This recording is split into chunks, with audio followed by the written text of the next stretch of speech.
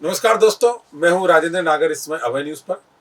और आज हमारे स्टूडियो में मौजूद हैं उज्जैन उत्तर से भाजपा के बहुत ही वरिष्ठ कार्यकर्ता हैं श्री सुरेंद्र सांखला जी।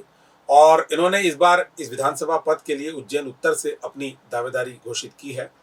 बहुत ही यंग हैं, बहुत कुछ उज्जैन उत्तर के मतदाताओं के लिए, समाज के लिए, लोगों के लिए कुछ करना चाहते हैं। हम उनका इस स्टूडियो में बहुत बहुत स्वागत करते हैं। नमस्कार।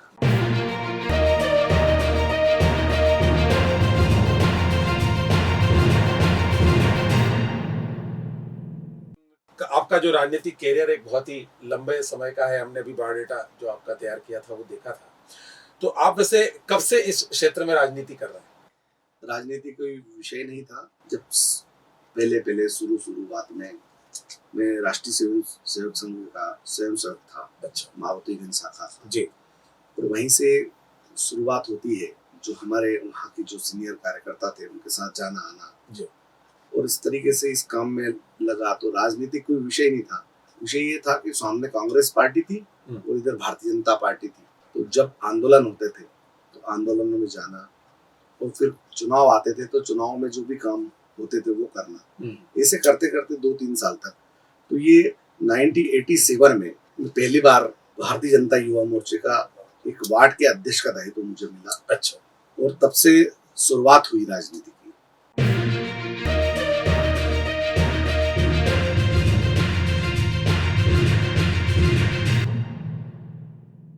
इसमें हम देख रहे हैं कि आप 3 बार जो है प्रदेश कार्य समिति के सदस्य रहे हैं, 3 बार आप प्रदेश अध्यक्ष रहे हैं भाजपा पिछड़ा वर्ग प्रकोष्ठ के, और एक प्रदेश अध्यक्ष रहे हैं आप। बहुत ही महत्वपूर्ण पद था ये, महात्मा ज्योतिबा फुले राष्ट्रीय जागृति मंच का।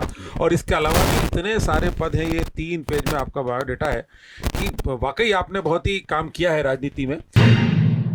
इसमें एक बात हम ये जानना चाहेंगे कि माली सैनी समाज से अभी तक उज्जैन तो छोड़िए, मेरा जहां तक ख्याल है मध्य प्रदेश में भी माली समाज से कभी भी कोई आदमी राजनीतिक किसी उच्च राजनीतिक पद पे नहीं पहुंचा है। और इस बार आप यहां से अपनी इच्छा जता रहे हैं। इसके अलावा भी आप 2003 से लगातार विधानसभा के लिए ट्राई कर रहे थे, लेकिन आपको नहीं मिल पाई किसी कारणों से। तो ये क्या हो सकता है कारण इसके पीछे? पार्टी संगठन ने, मैं ऐसा मानता हूं कि जिस दिन से मैं इस क्षेत्र में हूं जी, तब से लेके आज तक जी, दायित्व के मामले में मेरे आगे कभी भी पूर्व नहीं लगा। 2003 में मैंने दावेदारी कहें या इच्छा जाहिर कहें, मैंने 2003 से इच्छा जाहिर की है कि उज्जैन उत्तर विधानसभा क्षेत्र में जनता की सेवा करने के लिए मुझे मौका दिया जाए। अच्छा। और उसके बाद में लगातार 2016 तक और अभी भी दावेदारी के रूप में कहें कि या इच्छा जाहिर की है संगठन के सामने। अच्छा। कि मुझे एक बार इस क्षेत्र का सेवा करने का मौका दिया जाए। और इस बार अगर सेवा करने का मौका पार्टी ने दिया जी, तो जो हमारे पूर्व, मतलब जो हमारे आगे के जो नेता हैं, माननीय पारस जैन साहब, उन्होंने भी काफी उज्जैन के विकास में उनकी बड़ी भूमिका है। बहुत संवेदनशील, बहुत अच्छे नेक इंसान है बराबर। और उन्होंने जो काम किए उनसे और आगे बढ़कर मैं इस क्षेत्र का विकास करना चाहता हूँ। उज्जैन में जो उज्जैन उत्तर का क्षेत्र है उसमें बहुत सारे समाज हैं जो काफी बड़ा एरिया कवर करते हैं। इसमें एक जैन समाज भी एक है, उनके ही उम्मीदवार पहले रहे अधिकतर। इसके पहले इसके बाद बात करें तो ब्राह्मण समाज है, राजपूत समाज है। आपको इन सब से तालमेल बिठा के भी चलना होगा। तो आपने उसके लिए क्या प्लान तैयार किया, जरा ये बताएं। भारतीय जनता पार्टी का मैं एक कार्यकर्ता होने के नाते मैं एक भारतीय जनता पार्टी हूँ और हम सब मिलकर एक भारतीय जनता पार्टी हैं। हमारा नारा है सबका साथ सबका विकास जी। और उसी के तहत 36 सालों से जब भैरवगढ़ से लगा करके और पूरे उज्जैन शहर के अंदर प्रत्येक गली और मोहल्ले में जी, जहां पर भी सब दूर मेरे अच्छे संबंध हैं। अच्छा। उन संबंधों के आधार पर, उसमें कोई जात पात का कोई मामला नहीं है। सभी जात के लोगों का, सभी लोगों का मैं सम्मान करता हूँ। समभाव मुझ में है, समता और समानता के आधार पर मैं चलने वाला व्यक्ति हूँ। इसलिए मैं ऐसा मानता हूँ कि सभी समाजों का मुझे समर्थन प्राप्त होगा।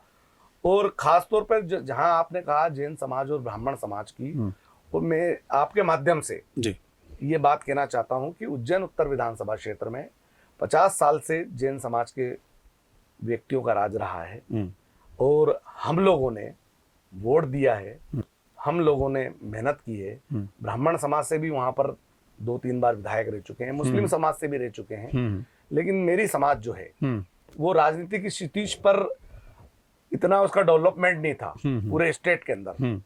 और अब चूंकि एक स्वाभाविक नेतृत्व में मैं उभरा हूं, तो मैं चाहूंगा कि पार्टी भी इस पर विचार करे, संगठन भी विचार करे, और जनता से भी अपील करना चाहूंगा आपके माध्यम से कि हमें एक बार सेवा का अवसर प्रदान करें। राजेंद्र भारती जी भी जब कांग्रेस में थे वो भी उसी क्षेत्र से एक बार चुनाव जीत चुके हैं जी।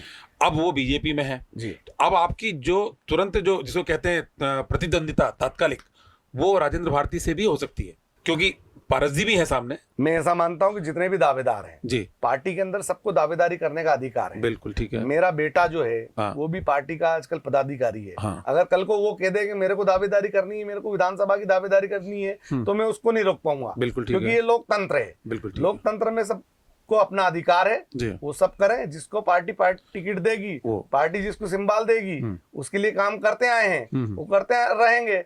लेकिन इस बात का ध्यान रखा जाए कि किसका अधिकार है और किसको मिलना चाहिए। नहीं तो आपने क्या प्लान तैयार किया है भाई? आपको क्यों चुना जाए? मान लीजिए अगर कोई मतदाता पूछे कि हम आपको क्यों वोट दें, तो आप क्या करने चाहेंगे भविष्य में, वो काम बताइए थोड़ा सा। भारतीय जनता पार्टी केंद्र में और मध्य प्रदेश में जी, संपूर्ण मानस के लिए, महिलाओं के लिए, पुरुष के लिए, युवाओं के लिए, अनुसूचित जाति के लिए, जनजाति के लिए, ओबीसी के लिए, अल्पसंख्यक के लिए, ठीक है, सब लोगों के लिए काम कर रही है जी। और हमारा एक मैनिफेस्टो है, जो पार्टी का मैनिफेस्टो होता है स्टेट का, सेंट्रल का, उसके हिसाब से जो भी जनप्रतिनिधि चुना जाता है पार्टी की तरफ से, उस पर वो काम करता है। दूसरी बात, यहाँ की लोकलिटी के अंदर जिस चीज की आवश्यकता है, आज महाकाल लोक आने के बाद जी, और उज्जैन में धार्मिक स्थलों के होने के कारण जो यहाँ की आर्थिक स्थिति है वो बहुत अच्छी सुधरी है और उसका फायदा उठाकर यहाँ पर जो डेवलपमेंट होना चाहिए उस पर मैं काम करूंगा और यहाँ की जनता को ज्यादा से ज्यादा उस पर रोजगार मिले, ऐसे अवसर पैदा किए जाएंगे। तो उज्जैन उत्तर में ऐसा कौन सा काम है जो आप करवाना चाहेंगे? उज्जैन उत्तर में जैसे मैं आपको ये बताऊंगा कि जब हम शुरुआती दिनों में राजनीतिक क्षेत्र में थे जी, तब हम सप्त सागर के डेवलपमेंट की बात करते थे। अच्छा, भारतीय जनता पार्टी की सरकार बनी, सप्त सागरों का डेवलपमेंट किया। बिल्कुल। आज लोग सुबह उठ करके उनकी परिक्रमा करते हैं। बराबर। शिप्रा शुद्धिकरण की बात आई, शिप्रा यहाँ से 100 किलोमीटर के अंदर से उसका उद्गम हुआ है और चूंकि इसके पहले खान नदी यानी जो इंदौर का गंदा नाला है वो शिप्रा में मिलता है, ठीक है, तो हमारी कोशिश रहेगी कि ये गंदा नाला नहीं मिले। इसकी जिम्मेदारी, इसकी लाइबिलिटी इंदौर की है। इंदौर को आगाह किया जाएगा कि वो अपनी लाइबिलिटी को समझ करके ये गंदा पानी अपने क्षेत्र में उधर ही ट्रीटमेंट करके रखे। जी जी।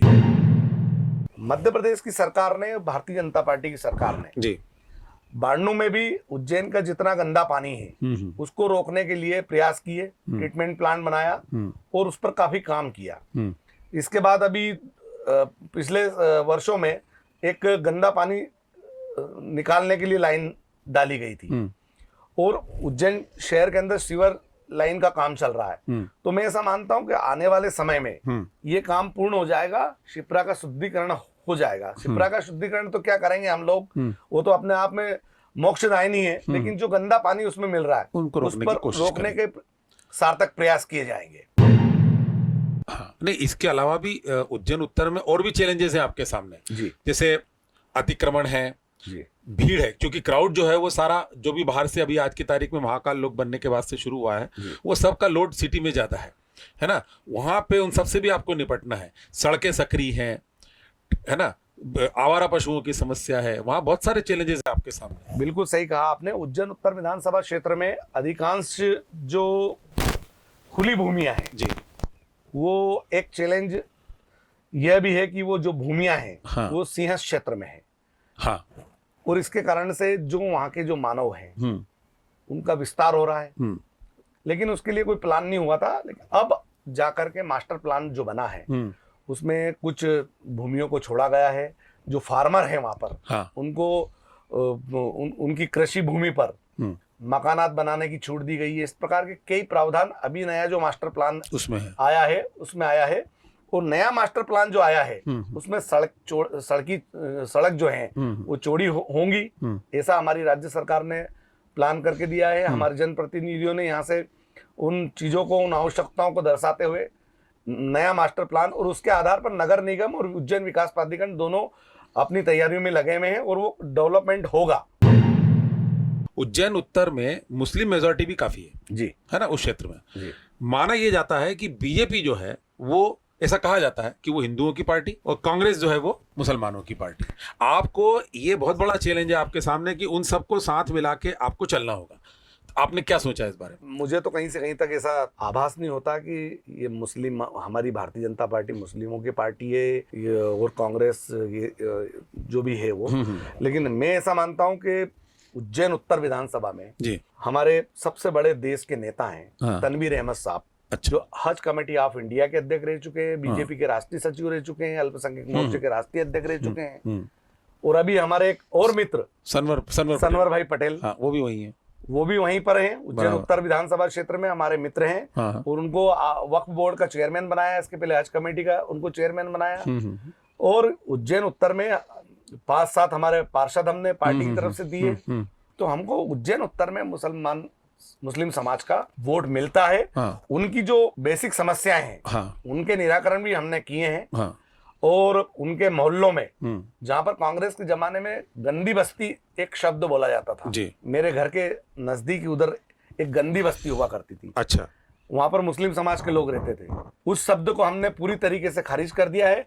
आज उज्जैन शहर के अंदर झुग्गी मुक्त हमारा उज्जैन शहर है। हाँ। और जिन झुग्गियों में मुस्लिम समाज के लोग रहते थे या हिंदू समाज के लोग रहते थे, ये भेदभाव विहीन काम हमारी मोदी जी की सरकार ने और स्टेट गवर्नमेंट ने, भारतीय जनता पार्टी ने किया है। मतलब इसलिए मैं ऐसा मानता हूं कि उज्जैन उत्तर में ये हिंदू मुस्लिम वाला मसला कहीं आपको नहीं उससे है, कोई दिक्कत नहीं होना है, कहीं भी दिक्कत नहीं है। दूसरी बात ये है कि लोग चलाते हैं, कुछ लोगों का काम ही है कि जब उनकी खसकती है तो वो मुस्लिमों को अपने साथ में, कुछ तथाकथित लोगों को साथ में लेके और इस तरीके से हरकतें करते हैं। अभी कुछ दिनों पहले भी इस तरह की हरकतें लोगों ने की है।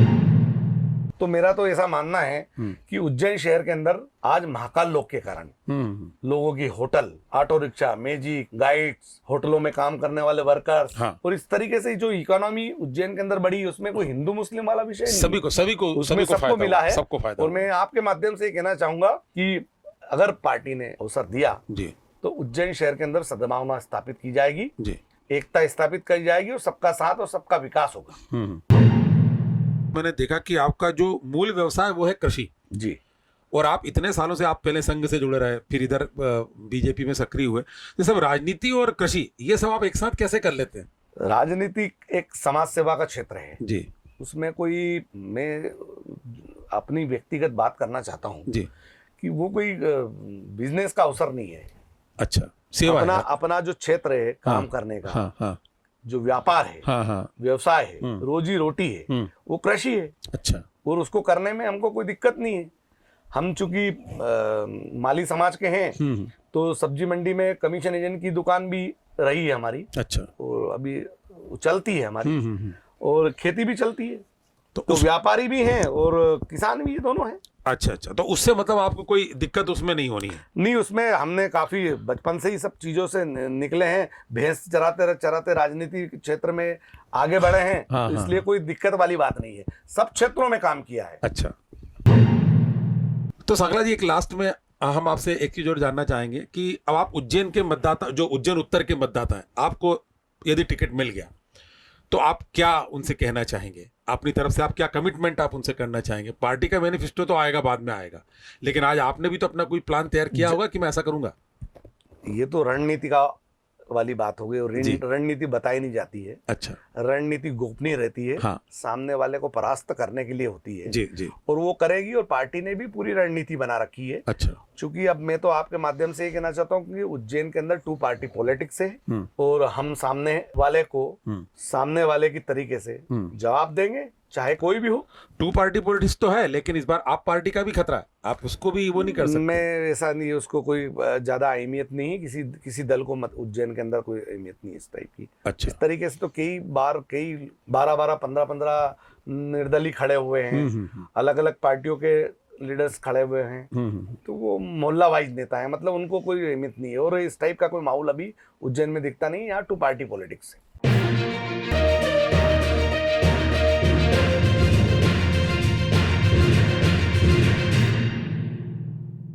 तो ये है सुरेंद्र सांखला जी, और ये इनका बेसिक जो इनका जो पृष्ठभूमि है वो संघ की रही है।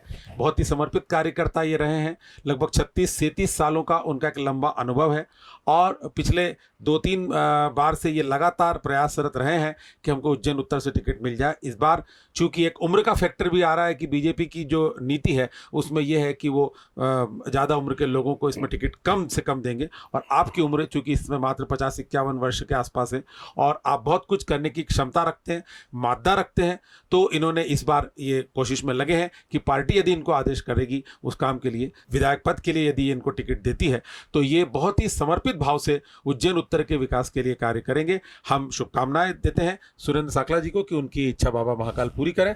आप हमारे स्टूडियो में आए उसके लिए आपका बहुत बहुत धन्यवाद धन्यवाद। नगर साहब, धन्यवाद।